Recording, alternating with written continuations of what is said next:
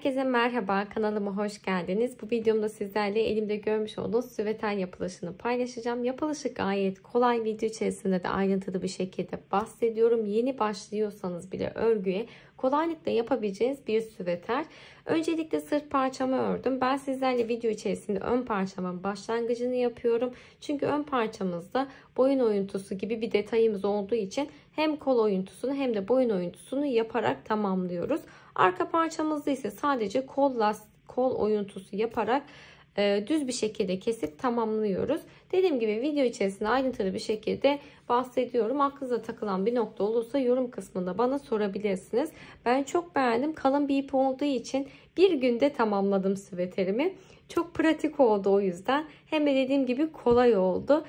Bu şekilde çabuk biten projeleri ben çok seviyorum. Siz de seviyorsunuz biliyorum ki, hemen tamamlayıp sizlerle paylaşmak istedim. İpimden videonun başlangıcında bahsediyorum. Açıklama kısmına da linkini bırakıyor olacağım. Benzerini bulmak isterseniz de özelliklerinden aynı şekilde bahsediyorum. Benzer ipte tercih edebilirsiniz. SB'den 36 beden için çalıştım ama 38 beden için de uygun. Benim üzerime bir tık bol oldu. Bence dediğim gibi 38 beden içinde çalışmak istiyorsanız aynı ölçüler ile de devam edebilirsiniz. Şimdi burada ben sizlerle hemen ölçülerimi de paylaşmak istiyorum. Burgu olduğu için birazcık toparlanmış gözüküyor ama bu gayet esneme yapabilen bir süveter. O yüzden gözünüzü korkutmasın bu şekilde baktığınızda. Şimdi ölçtüğümde yaklaşık şöyle 46 santim, uzunluğunu ölçtüğümde 44,5 santim, kol altı noktasına kadar ölçtüğümde 31 santim, boyun oyuntusu noktasına kadar ölçtüğümde 36 santim ölçüsünde süveterimi tamamlamış oldum.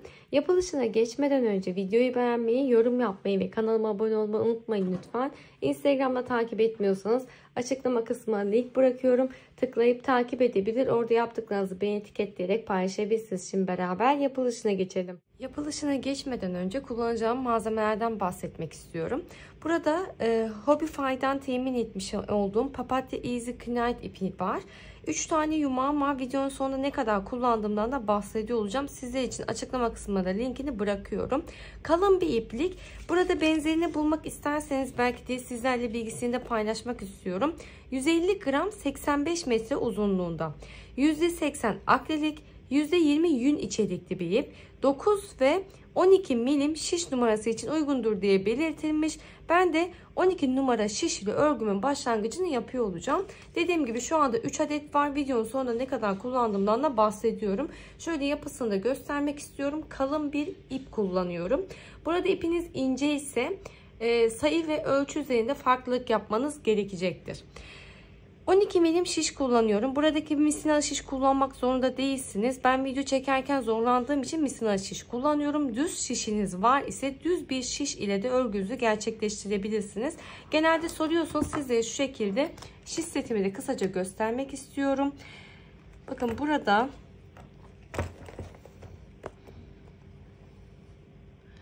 3 numaradan başlıyor. 12 milime kadar devam ediyor. Yapısı gayet güzel. Örmesi çok kolay. Kaygan yapıda, ben çok severek kullanıyorum. Burada misinalar var. İstediğiniz boyutta kullanabiliyorsunuz. Dediğim gibi gayet kullanışlı. İncelemek isterseniz bunu da açıklama kısmına linkini bırakıyor olacağım. Knit Pro'ya ait Dream serisinden bir şiş seti. Genelde hep bunu kullanıyorum. Bir tane temin edecekseniz satın alabilirsiniz diye düşünüyorum. Şimdi beraber yapılışına geçelim. Burada benim ilmek atma şeklim sizlere bir tık farklı gelebilir. Nasıl ilmek atıyorsanız, ilmek alma şekliniz nasılsa o şekilde başlangıç yapabilirsiniz. Yumaktan belli bir kısımda ipimizi ayırıyoruz. Daha sonrasında bakın, burası hala yumaktan gelen ipim. Burası da ayırmış olduğum ipim. Göz kararı bir ayarlama yaptık. Parmaklarımı ortasına yerleştirdim. Döndürdüm ve şöyle halkamı oluşturdum. 2 tane ilmek gibi gözüküyor ama bu bizim bir tane ilmeğimiz. Bir olarak kabul ediyoruz başlangıçtaki ilmeğimizi. Yumaktan gelen ipi parmağıma doluyorum. Bu ayırmış olduğum ipimi parmağımdaki ipin üzerinden atıyorum. Bakın, parmağımdaki ipi şişe takıyorum. Çektim. Döndürdüm. Taktım. Çektim. 4 5 6 7 8 9 10. Bu şekilde 48 tane ilmeğe ulaşana kadar devam ediyorum. Toplamda 48 tane ilmeğe ulaştıktan sonra sonda bir düğümleme atarak artık ilmek atmamızı kapatıyoruz. Şimdi burada 2 düz 2 ters lastik yaparak başlangıç yapıyoruz. İlk kısmımı ters ilmek yapıyorum. İpimi öne aldım. Ters ilmek. 2 tane ters ilmek yaptıktan sonra ipim arkada, düz ilmek. İpimi öne aldım. İpimi önden çekiyorum. Ters ilmek. İpimi arkaya aldım. 2 tane düz ilmek. İpim önde. 2 tane ters ilmek. İpimi arkaya aldım. 2 tane düz ilmek. Bu şekilde devam ediyorum. Sıra sonundaki son ilmeğimi de 2 tane düz ilmek yaparak sıramı tamamladım. Şimdi ikinci sıram için örgümün diğer tarafına dönüyorum. Burada baktığımdaki öndeki düz ilmeğim ters ilmek olarak gözüküyor. İlk ilmeğimi örmeden aktardım. İkinci ilmeğimde ters ilmek yaptım. Düz ilmek,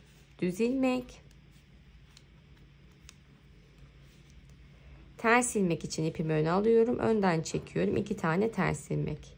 2 tane düz ilmek. 2 tane ters ilmek. Şimdi bir alt sırada ne yapmışsak onun aynısını yapıyoruz. Yani ne görüyorsak onun aynısını yapıyoruz. 2 tane düz, 2 tane ters şeklinde lastiği istediğimiz boyuta kadar devam ettirip geliyoruz. Lastik için toplamda 9 sıra boyunca gittim. Örgümün ön tarafına geldim. İpimin bu tarafta olması benim için ön tarafta olması demek. Şimdi burada sizlerle hemen genişlik ölçüsünü paylaşmak istiyorum. 9 sıra bende kaç santim oldu? Bakın 7 santim kadar lastik örmüş olduk. Burada üzerine artık modelimizi kurmaya başlıyoruz. Modelimizde 3 tane ters ilmek, 6 tane düz ilmek yapıyoruz. 6 tane düz ilmek burgu için, 3 tane ters ilmek ise aradaki boşluğumuz için. Şimdi ilk ilmeğimi örmeden aktardım. Bu benim bir tane ters ilmeğim olarak kabul edelim. 2 ve 3. 3 tane ters ilmeğimi yaptım. Şimdi 6 tane düz ilmek. 1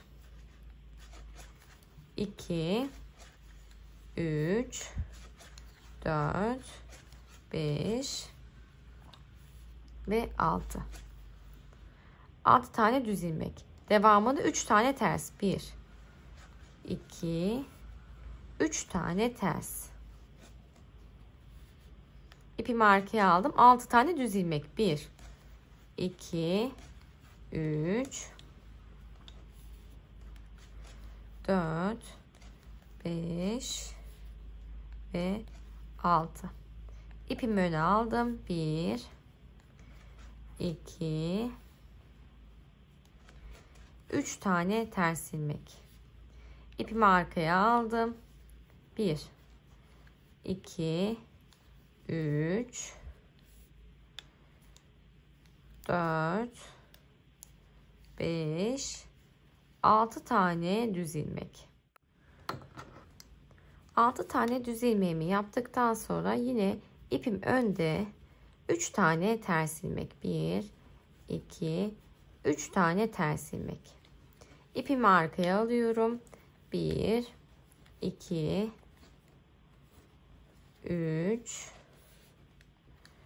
4 5 6. 6 tane düz ilmek. İpimi öne aldım. 1 2 3 tane ters ilmek. İpim arkada. 1 2 3 4 5 6 tane düz ilmek ve devamında son 3 tane ilmeğimi de ters ilmek yaparak sıramı tamamladım. Şimdi örgümün diğer tarafına dönüyorum. Arka tarafına döndüğümüzde öndeki yapmış olduğumuz ters ilmekler düz ilmekler ters ilmek olarak gözüküyor. Bu sizin aklınızı karıştırmasın. Bu sırada ne görüyorsak onun aynısını yapıyoruz. İlk ilmeğimi örmeden aktardım. Devamında 2 tane düz ilmeğim var. Şimdi 6 tane düz ilmek yapmış oldum. 6 tane ters ilmek olarak gözüküyor ve 6 tane ters ilmek yapıyorum bunu. Devamında 3 tane düz ilmeğim var. Düz ilmek yapıyorum. Bu şekilde devam edelim. Sıra sonuna kadar devam ettim. Şimdi örgümün ön tarafına dönüyorum. İlk ilmeğimi yine örmeden aktardım. Ve devamında 2 tane ters ilmeğim var. Ters ilmek yaptım. 3 tane ters ilmek yapmış olduk. 6 tane düz ilmeğim var. 6 tane düz ilmek yapacağım.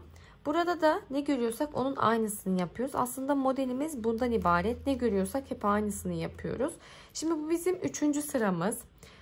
Sıra sonuna kadar devam ediyorum. Örgümün arka tarafında da ne görüyorsak onun aynısını yapıp başlangıç noktamıza kadar gelelim. 4. sıramızı tamamlayıp burkma işlemini beraber yapalım istiyorum. Şimdi 4. sıramı tamamlayıp geldim ve örgümün ön tarafındayım. İlk ilmeğimi örmeden aktardım ve 2 tane ters ilmeğimi ters ilmek olarak yaptım. Devamında burkma işlemimizi nasıl yapıyoruz? Buradaki 6 tane düz ilmeğimizde. Bakın 1, 2, 3 tane ilmeğimi bırakıyorum. 4, 5 ve 6. ilmekten şöyle şişimi geçirdim. Ve bu bırakmış olduğum ilmekleri yavaşça şişimden çıkartıyorum. Bakın sondaki tutmuş olduğum 3 tane ilmeğimi bırakmadım. Onlar benim şişimde. Ve bu bırakmış olduğum ilk 3 tane ilmeği şöyle şişe takıyorum. Burada eğer ilk kez yapıyorsanız ilmek kaçırma yaşamamanız için tığ yardımıyla ya da bir iğne yardımıyla yapabilirsiniz. Yani buradaki bırakmış olduğunuz ilk 3 tane ilmeğinizi tığa ya da dediğim gibi iğneye aktarıp tekrardan takabilirsiniz. Şimdi bu 3 tane ilmeğimi üzerinden bakın çapraz bir şekilde döndürüp yine şişime taktım. Ve düz örgü olarak yapıyorum. 1, 2, 3, 4, 5 ve 6. Bakın 6 tane ilmeğimi ördüm. Çapraz görüntümüz oluştu. Devamında 3 tane ters ilmek. 1, 2, 3. 6 tane düz ilmeğimin olduğu noktaya geldim. Şimdi 1, 2, 3, 4, 5 ve 6. ilmeği şişe tutturuyorum. Ve ilk 3 tane ilmeğimi yavaşça bıraktım. Bakın bu sondaki ilmeklerim şişimde. 4, 5, 6. ilmeğim. Şimdi ilk 3 tane ilmeği şöyle arkadan diğer şişime aktardım hemen. Bakın buradaki şişime aktarıyorum. Bu şişimdekini şöyle üzerinden atlatıp tekrardan şişe takıyorum. Sadece yerini değiştirmiş oluyoruz aslında. İlmeklerimi taktıktan sonra düz örgümü yapıyorum. 1, 2, 3, 4, 5 ve 6 tane ilmeğimi düz örgü olarak yaptım. Şimdi devamında 3 tane ters. 1, 2, 3 tane ters.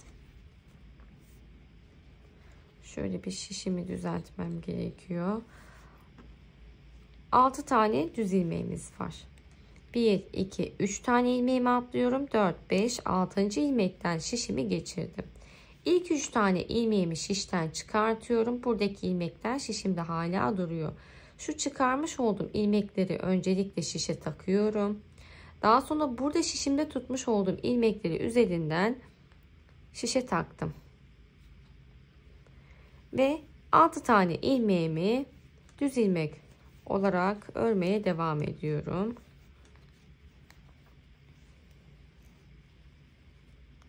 Üç tane ters. 1, 2, 3 tane ters ilmek. Yine burkma işlemi yapıyoruz. 6 tane düz ilmeğimin olduğu noktaya geldim. 1, 2, 3 taneyi atlıyorum. 4, 5, 6. ilmekten şişimi geçirdim. İlk 3 tane ilmeğimi bıraktım. Bırakmış olduğum ilmeği şöyle arkadan kaçırmadan şişe ilave ediyorum. Ve buradaki şişimle tutmuş olduğum ilmekleri üzerinden döndürüp tekrardan şişe taktım. ve örme işlemi yapıyoruz. Düz ilmek 1, 2, 3, 4, 5 ve 6 tane düz ilmek. 3 tane ters ilmeğim var. 1, 2, 3. Şimdi son burkma işlemimizi yapacağız. 6 tane düz ilmeğimiz var. 1, 2, 3'ü atladım. 4, 5 ve 6.'yı şişe tutturuyorum. İlk 3 ilmeğimi bıraktım. Arkadan hemen şöyle şişe takıyorum bırakmış olduğum ilmeği. Üzerinden diğer 3 tane ilmeğimi de şişime ilave ediyorum ve 1, 2, 3, 4, 5 ve 6. Şimdi 3 tane ters ilmek, 2, 3 tane ters ilmek yaparak sıramı tamamladım. Şöyle bir bakalım istiyorum. Bakın 1, 2, 3, 4, 5 tane burkma işlemi yaptık. Ve bu şekilde ilk burkma işlemimizi de yapmış olduk. Şimdi örgümün arka tarafına döndüğümde modelim yine aynı şekilde devam ediyor. Hiç farklı bir şey yok. Sadece önde burkma işlemi yaptık. 3 tane düz, 6 tane ters, 3 tane düz, 6 tane ters şeklinde devam ediyoruz. Ön tarafa geldiğimizde de yine aynı şekilde modelimiz 3 tane ters, 6 tane düz ilmek olarak bu şekilde 8 sıra boyunca devam edip gelelim. Tekrardan beraber burkma işlemi yapacağız. Şimdi sizlere bahsettiğim gibi 8 sıra boyunca gittim. 8. sıram örgümün arka tarafında tamamladım. Ön tarafındayım. Burada burkma işlemi yapıyoruz. İlk ilmeğimi örmeden aktardım. 2 tane ters ilmeğimi de yapıyorum. Ve düz ilmeğimin olduğu noktaya geldim. Şimdi 1, 2, 3 tane ilmeğimi atlıyorum. 4, 5, 6. ilmekten şişimi geçirdim. İlk 3 tane atlamış olduğum ilmeği şişten çıkardım. Buradaki ilmeklerimi bakın ön tarafta tutuyorum. Arkadan bırakmış olduğum ilmeğimi 3 tane ilmeğimi şişe taktım. Daha sonra buradaki şişteki ilmeğimi de üzerinden hemen şöyle takıyorum. Daha sonrasında 6 tane düz ilmeğimi yaptım. 3, 4, 5 ve 6. Bakın bu şekilde burkma işlemimizi yapmış olduk. Devam edelim. 3 tane ters ilmek. Devamında 1, 2, 3 taneyi atladım. 4, 5, 6. ilmekten şişimi geçiriyorum. İlk 3 taneyi bıraktım. Bakın arkadan diğer şişime bırakmış olduğum ilmekleri takıyorum alttan. Bu ilmeğimi üstten atlatıp tekrardan şişe takıyorum. Ve örme işlemi yapıyorum. 1, 2, 3, 4, 5 ve 6. 3 tane ters ilmek. 1, 2, 3. 1, 2, 3 tane ilmeğimi atlıyorum. 4, 5, 6. ilmeği şişime taktım. İlk 3 tane ilmeğimi bıraktım. Bırakmış olduğum ilmeği hemen şöyle arkadan tekrardan şişe takıyorum. Ve diğer 3 tane ilmeğimi de üzerinden atlatıp şişe taktım. 1, 2, 3, 4, 5, 6 tane düz ilmeğimi yaptım. 3 tane ters. 1, 2, 3 tane ters ilmek. 1, 2, 3 tane ilmeğimi atladım. 4, 5, 6. ilmeği şişime takıyorum. Ve ilk 3 tane ilmeğimi bıraktım. Bırakmış olduğum ilmeği şişe takıyorum hemen. Daha sonra üzerinden atlatıp ilk 3 tane ilmeğimi de ilave ettim. 1, 2, 3, 4, 5 ve 6. 3 tane ters. 1, 2, 3. Son burkma işlemimizi yapıyoruz. 6 tane ilmeğim var. 1, 2, 3'ü atladım. 4, 5, 6'dan şişe geçiriyorum. İlk 3 tane ilmeğimi bıraktım. Alttan bırakmış olduğum şişime 3 tane ilmeğimi takıyorum. Üzerinden atlatıp sondaki 3 ilmeğimi ilk başa taşıyorum ve düz örgümü yapıyorum. 2, 3, 4, 5 ve 6. 1, 2, 3 tane ters ilmek yaparak sıramı tamamladım. Şöyle bir bakalım. ikinci kez burkma işlemimizi yapmış olduk. Şimdi örgümün arka tarafına döndüğümde ne görüyorsak onun aynısını yapıyoruz ve sıramızı tamamlıyoruz. Bu şekilde yine 8 sıra boyunca devam ettikten sonra bir kez daha burkma işlemi yapıyorum. Burkma işlemi yaptıktan sonra 8 sıra yine devam ediyorum. Burkma işlemi yapıyorum. Bu hep bu şekilde devam ediyor. Ama biz burada kol oyuntusu yapacağımız için belli bir kısma kadar ilerleyip geliyorum. Daha sonra beraber kol kesme işlemi yapıyoruz. Şimdi en son burkma işleminde 6 sıra gittim. 7. sırayı başlayacağım. Normalde ne yapıyorduk? 8. burkma işlemi yapıyorduk. Burkma işlemi yapmadan öncesinde kol altı kesmesi yapacağız. Bakın 6. sıramı tamamladım. 7. sıramda kol altı kesmesi için geldim. Şimdi burada ne yapıyoruz? Bakın sizlere kaçıncı burkma işlemi olduğunu da söyleyeyim. Bir beraber yapmıştık. 2, 3, dördüncüyü yapmadan 6. sırasında ön tarafında 7. sıranın başlangıcında beraber kesme işlemi yapıyoruz. Burada kaç santim? 30 santim kadar örme işlemi yaptım. Şunu söylemek istiyorum. Modelde üzerimde gördüğünüzde sizlere göre boyutu kısaysa burada devam etmeniz gerekiyor. Kesme işlemi yapmak için ya da kol açıklığını daha fazla istiyorsanız şimdi kesme işlemi yapıp uzunluğunu daha da uzatabilirsiniz. Boy ayarlamasını tamamıyla kendinize göre ayarlamanız gerekiyor. Bence yeterli uzunlukta oldu. Dediğim gibi 1, 2, 3, 4. burkma işlemini yapmadan önce kol oyuntusunu yapıyoruz. Şimdi burada ipimi arkaya alıyorum. Düz bir kesme işlemi yapacağım. 2 tane ilmekten şişimi geçiriyorum ve tek seferde çektim. Bir tane kesme işlemi yaptım. Tekrar da ilmeği şişe takıyorum. Yanına bir tane daha aldım. İkinci kesme işlemimi yaptım. Taktım. Yanına bir ilmek daha. Beraber çektim. 3. 4 ve 5. Bakın 5 kez kesme işlemimi yaptım.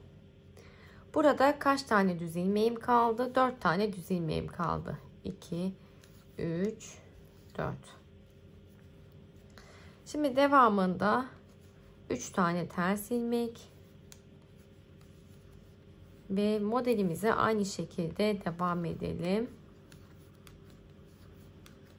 Burada sıra sonuna kadar devam ediyorum. Eğer bu sıra sonunda 5 tane ilmeğimizi kesme işlemini yaparsak sağ tarafta yaptığımız gibi ipimizi kesmemiz ve yeniden başlangıç yapmamız gerekiyor. O yüzden bu taraftaki kesme işlemimi örgümün arkasına döndüğümde yapıyorum.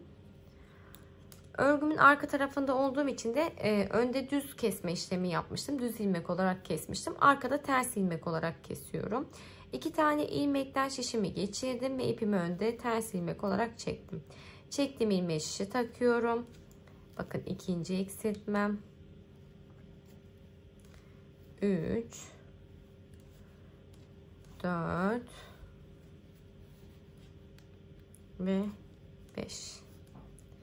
5 kez eksiltmemi yaptıktan sonra modelime aynı şekilde sıra sonuna kadar devam ediyorum. Şimdi bu bizim 8. sıramız. Örgümüzün ön tarafında burkma işlemini beraber yapalım istiyorum. Sıramı tamamladım. Örgümün ön tarafındayım. Şimdi burada bizim düz ilmekte normalde 6 tane ilmeğimiz vardı. Burkma işlemi yapmış olduğumuz noktada. Şu an kesme işlemi yaptığım için 4 tane ilmeğim kaldı ama modelimi hep aynı şekilde devam ettiriyorum. 4 tane ilmeğim kaldığı için 1, 2 ilmeğimi atlıyorum. Sonraki 2 tane ilmekten şişimi geçirdim. İlk 2 ilmeğimi bıraktım. Bırakmış olduğum ilmeği şöyle şişe takıyorum. Yanına üzerinden diğer 2 tane ilmeğimi de takarak burkma işlemi yaptım. Bakın 4 tane ilmek ile burkma işlemini yaptım. Modelimizi hep aynı şekilde devam ettireceğiz çünkü. Şimdi devamında 3 tane ters ilmeğim var. Devamında 6 tane ilmeğim var. 3'ünü bıraktım. Sondaki 3 tanesini şişime takıyorum ve ilk 3 tane ilmeğimi çıkardım. Şöyle geriye aldım. Üzerinden diğer ilmeklerimi de takıyorum ve örme işlemi yapıyorum. 6 tane düz ilmek. Devamında 3 tane ters var.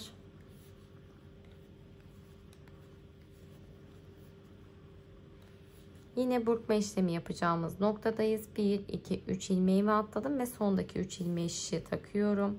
İlk 3 tane bırakmış olduğum ilmeği arkadan şişime ilave ettim ve üzerinde atlatıp diğer ilmeklerimi de takıyorum. 2, 3, 4, 5 ve 6 tane ilmeğimi ördüm. 1, 2, 3. 1, 2, 3. Sondaki 3 tane ilmeği takıyorum. İlk 3'ü bıraktım. Ve örüyoruz.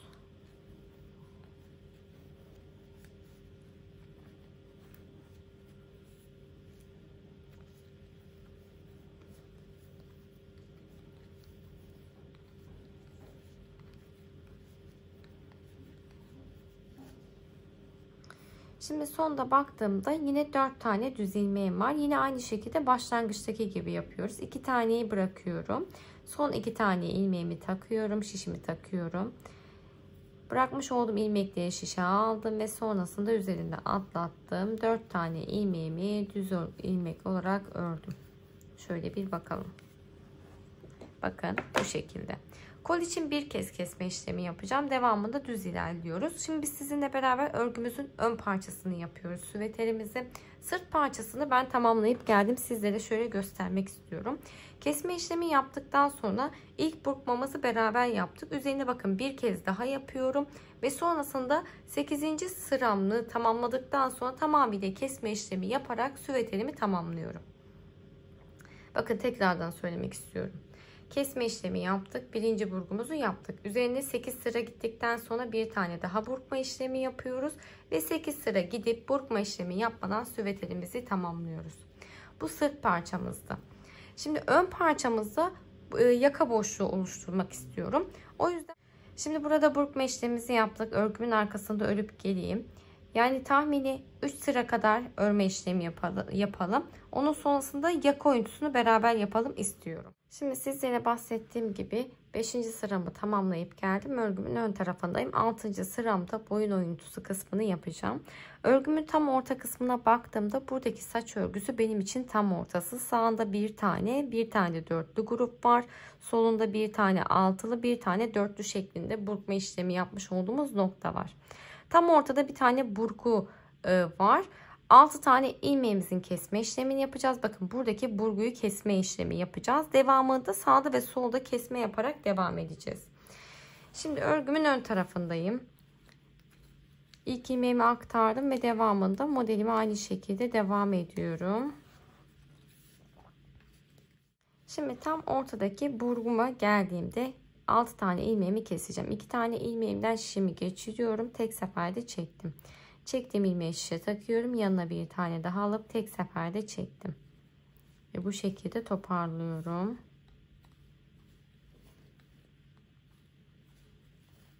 Bakın şimdi son bir tane düz ilmeğim kaldı. Bunu da hemen takıyorum. Bir kere daha eksiltmemi yaparak 6 tane ilmeğimi eksilttim. Şimdi devamında modelime aynı şekilde sıra sonuna kadar devam ediyorum. Şimdi bakın burada ortada boşluğumuz oluşmuş oldu. İlk kesme işlemimizi yaptık. Şimdi buradan sonra iki parça halinde olduğu için öncelikle ipimin bu tarafta olduğu için sol parçamı tamamlayıp daha sonrasında ip ilave edip sağ parçamızı devam edeceğiz aynı şekilde. Örgümün arka tarafına dönüyorum. Arka tarafında herhangi bir kesme işlemi yapmıyorum. Sıra sonuna kadar aynı şekilde modelimize devam ediyoruz. Tamamladıktan sonra örgümün diğer tarafına döndüm. Örgümüzün ön tarafında kesme işlemi yapıyoruz. Ters örgü olduğu için ilk 3 tane ilmeğim, ipim önde, 2 tane ilmekten şişimi geçiriyorum ve önden bir tane kesme işlemi yaptım. Devamında bir tane daha ters ilmeğim vardı. 2 tane ters ilmek. Devamında modelime aynı şekilde devam ediyorum. Örgümün arka tarafına geldiğimizde de ne görüyorsak onun aynısını yaparak sıra sonuna kadar devam edip geliyoruz. Örgümün ön tarafına döndüm. Ön tarafında 2 tane ters ilmeğim kaldı. Şişimi geçiriyorum ve ipimi önden ters eksiltmemi yaptım. Devamında bu bizim şu anda hemen bakıyorum kaçıncı sıramız. 2, 4, 6, 7, 8. sıramızı tamamlamışız. 9. sıramız olduğu için burkma işlemi yapıyoruz. Eksiltmeyi yaptıktan sonra ilk 3 ilmeğimi bıraktım. Sondaki 3 ilmeğimi şişime takıyorum. Ve bırakmış olduğum ilmeği şişime aldım. Üzerinden atlatıp diğer ilmeklerimi de takıp örme işlemi yapıyorum.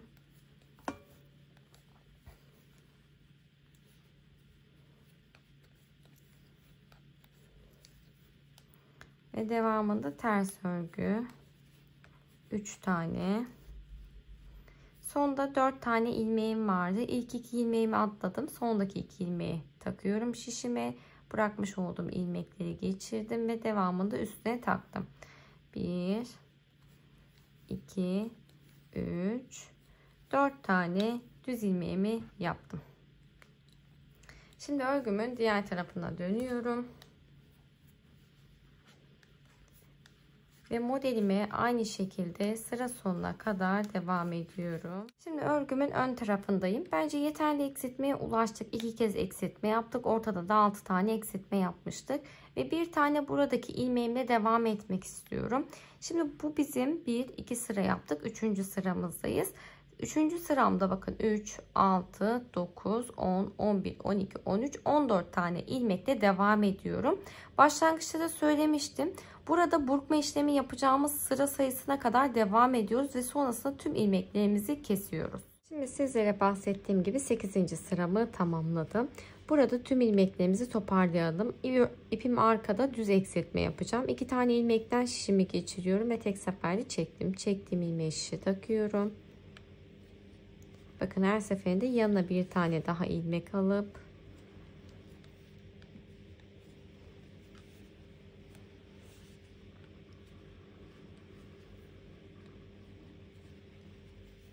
bu şekilde şişimizde son bir tane ilmek kalana kadar devam ediyoruz. Ve tek bir tane ilmeğimiz kaldığında da şöyle bir tane zincir çekiyorum ben sağlam olması için ve ipimizi bir tık uzun bırakıp kesiyoruz dikmek için. Bakın bir tarafı beraber tamamlamış olduk. Şimdi örgümün diğer tarafı için başlangıç yapacağım. Hatırlarsanız buradan bu şekilde gelmiştik ki devam etmiştik. O yüzden örgümüzün arka tarafından devam etmemiz gerekiyor modelimizi. Hemen şöyle dibinden bakın ipimi çektim. Bir düğümleme yaparak başlangıç yapacağım. Şöyle sağlam olsun. Ve örgümün diğer tarafına dönüyorum. Şimdi ne yapmıştık? Başlangıçta 2 tane eksiltme yapmıştık.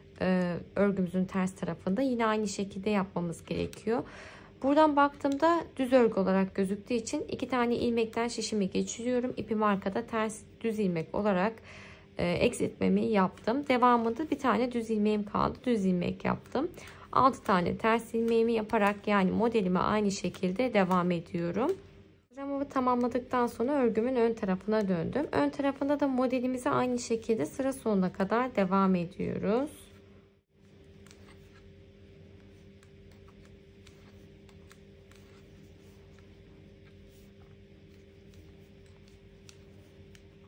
Ve sıra sonunda 2 tane ters ilmeğim kaldı. Ördüm ve sıramı tamamladım. Şimdi örgümün diğer tarafındayım.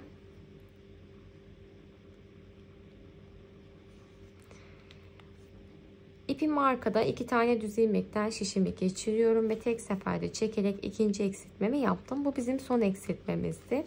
Devamında modelime aynı şekilde sıra sonuna kadar devam ediyorum ve örgümün ön tarafında burkma işlemi yapıyoruz beraber. Örgümün ön tarafına döndüğümde ilk burkma işlemini 4 tane ilmeğim var. Sondaki 2 tane ilmekten geçiriyorum ve ilk 2 ilmeğimi bıraktım. Bırakmış olduğum ilmeği hemen şöyle arkadan ilave ediyorum ve üzerinden atlatıyorum. Daha sonra buradaki ilk 2 tane ilmeğimi ördüm ve devam ettim. 3, 4 tane düz ilmeğimi yaptım. Devamında 3 tane ters örgüm var. Ters ilmeğim var. Ve 6 tane burkma işlemi yapacağım noktaya geldim. Sondaki 3 ilmeğimden şişimi geçiriyorum ve ilk 3 ilmeğimi bıraktım. Arkadan şişime ilave ettim. Üzerinden atlatıyorum. Ve örme işlemimi yapıyorum.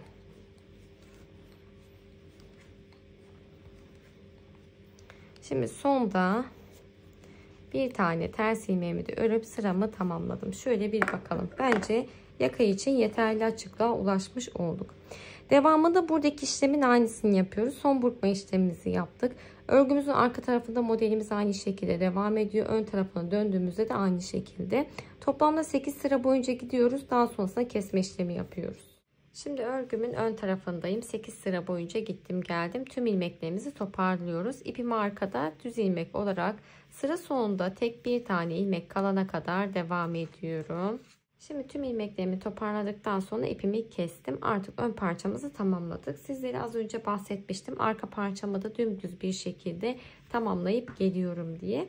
Örgümüzün şimdi bu ön kısmını içeriye çevirelim. Ters kısmında öncelikle omuz birleştirmesini yapacağız. Bakın şöyle omuzları eşitliyoruz. Modelimiz karşılıklı gelecek şekilde. Öncelikle omuzdan dikme işlemi yapıyorum. Daha sonrasında buradaki gövdeden, bakın şuradan başlangıç ya da kol altı noktasından başlangıç yapabilirsiniz. İç kısmından dikme işlemi yapıp geliyorum. Şimdi sizlere bahsettiğim gibi dikme işlemimi tamamladım geldim. Beraber kol lastiğine başlayalım istiyorum. Kol için ilmek ilave edeceğiz. Şişimize ilmeklerimizi toparladıktan sonra lastiğimizi yapacağız. Burada bir tane tığ yardımıyla ben ilmek çıkartma işlemi yapıyorum. Hemen şöyle dikme işlemi yapmış olduğum tam kol altı noktasından, orta kısımdan tığımı geçirdim. İpimi şöyle bir tane zincir çektim öncelikle ve buradan çektim. Bir tane zincir burada çektim başlangıç için. Devamında yandaki boşluğa geldim, ilmeğimi çıkartıyorum. Yandaki boşluğa geldim, ilmeğimi çıkardım. Ve burada çıkarmış olduğumuz ilmekleri şişimize ilave ediyoruz. Yandaki boşluğa geldim.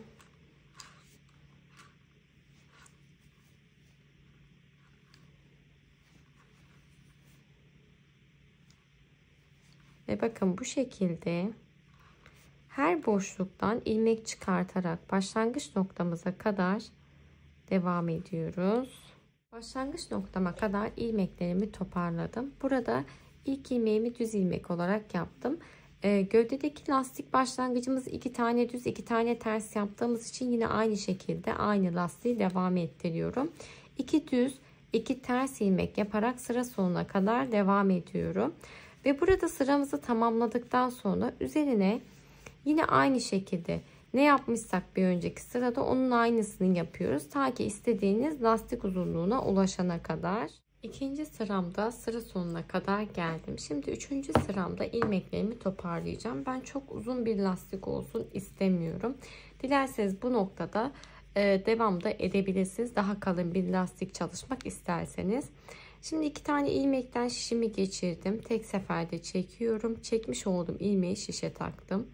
Yanına bir tane daha ilmek aldım. İkisini beraber çektim. Şişe takıyorum. Yanına bir tane daha ilmek alıyorum. Ve bu şekilde sıra sonunda şişimde tek bir ilmek kalana kadar devam ediyorum toparlamaya. Şişimde tek bir ilmeğim kaldığında artık şişten çıkartıyorum. Burada tığ yardımıyla ilk eksiltme yapmış olduğum noktadan içten dışarıya doğru tığımı geçiriyorum. Ve buradaki ilmeğimi örgümün iç tarafına çekiyorum. Daha sonrasında bir tane zincir çekip ipimi kesiyorum.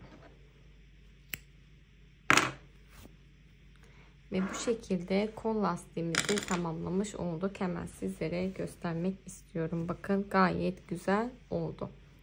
Şimdi diğer kol için de aynı şekilde lastiğimizi tamamlayıp geliyoruz. Şimdi 2 tane kol lastiğimi tamamladıktan sonra sıra geliyor boyun lastiğini yapmaya.